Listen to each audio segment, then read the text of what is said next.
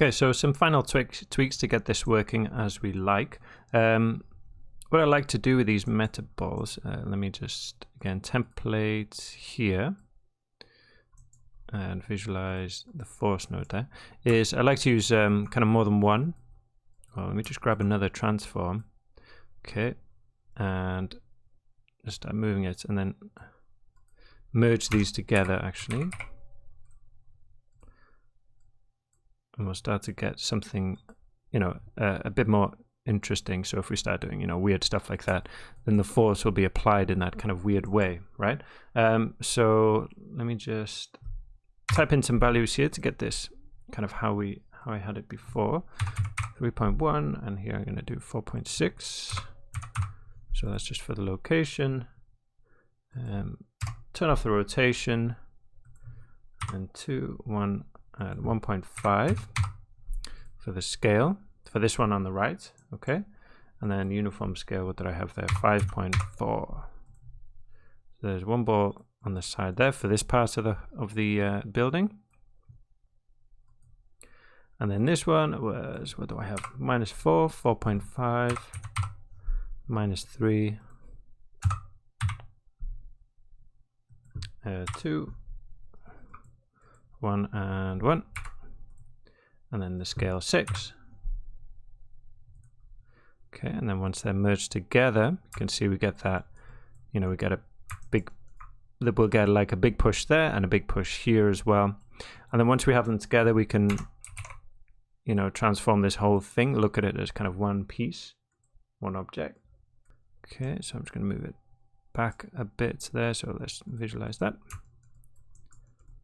Okay, if you have, so think about the middle of your object. So if this is further inside like that, and I have a radial force, which I do there, then I'll have pieces kind of flying in this direction, but also in this direction, which doesn't really make sense, okay?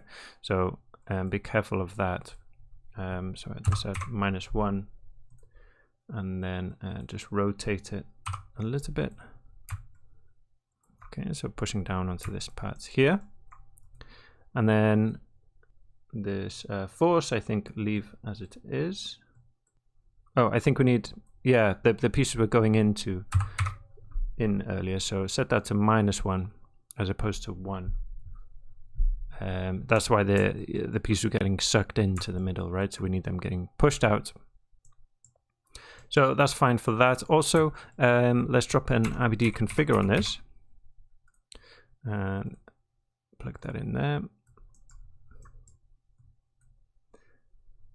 Okay, and RBD configure will pack your geometry and apply any new, any attributes, so active and animated, different things that, different attributes that you need going into the bullet solver. So it doesn't work on the constraints, just on the actual simulation geometry, physical attributes as well.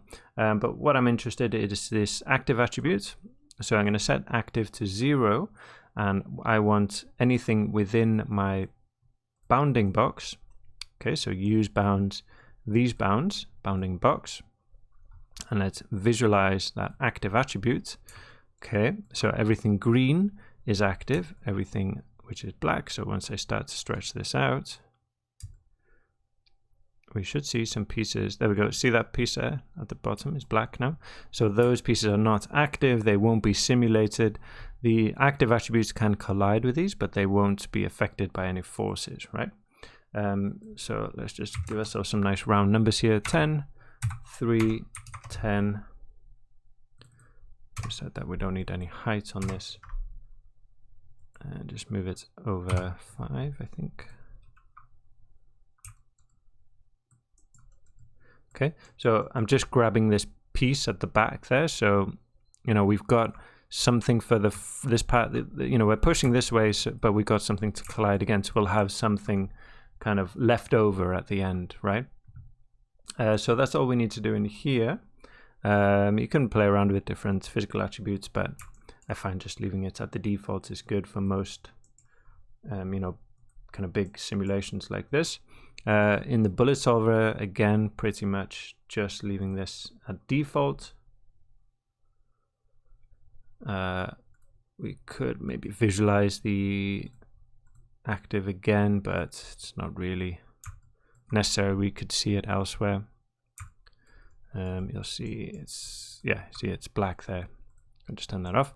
One thing we do need to do here, so I want, if you think about a bomb, it's like a lot of force at a certain moment in time, for a second, and that's applied. But in that other video, I said it kind of looked like a tornado, like wind, like a constant force which kind of accelerates, and we don't want that. We want kind of one quick hard push, and the way I'm going to do that is use a switch, so essentially kind of turning this on and off, right? So if I have a switch and then a null, and plug the null in here, switch that over to the left, and then so you can see here we're seeing the result.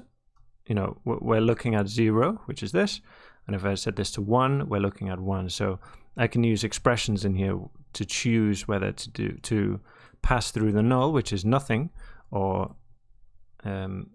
this, which is something, right? So what we can do is use the frame number. If I say $F, so frame number, when the frame number is less than 5, 1, okay, and when it's not, then 2, basically. So if we visualize, if we can, just visualize this. You can see here, frame number is 1, which is less than 5, so show me the bomb.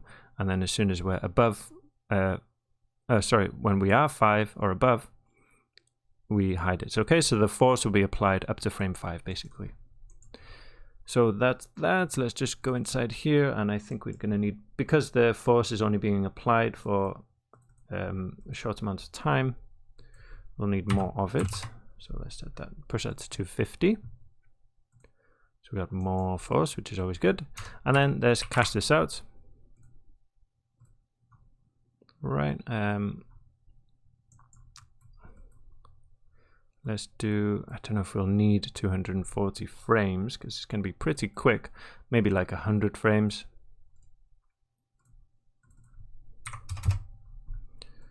Okay, and then, actually, let's use the RBDIO. That's always better. It's always more efficient, right? Which I believe we used in the previous week. I'm not sure. But if not, they were basically caching the simulation points, which are just points in space, which include information for transform, scale, I think, as well, and the name. So, and then that transform and name will be applied to the rest geometry here on this side. So let's go and look, see what we've already got. I probably saved it in sim. Yeah, you can see reverse gravity there. So what I can do is just copy this, press accept, and then just change this to, let's do nuke.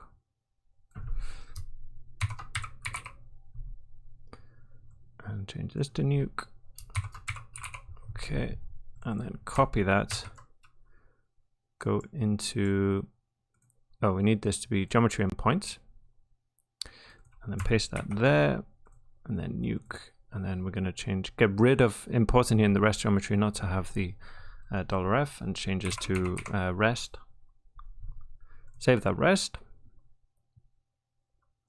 Okay, reset the simulation just so it starts over again. And again, that's lost, so change that to, I think just 100 would be fine. And then save that to disk. And fingers crossed we have a nice result at the end.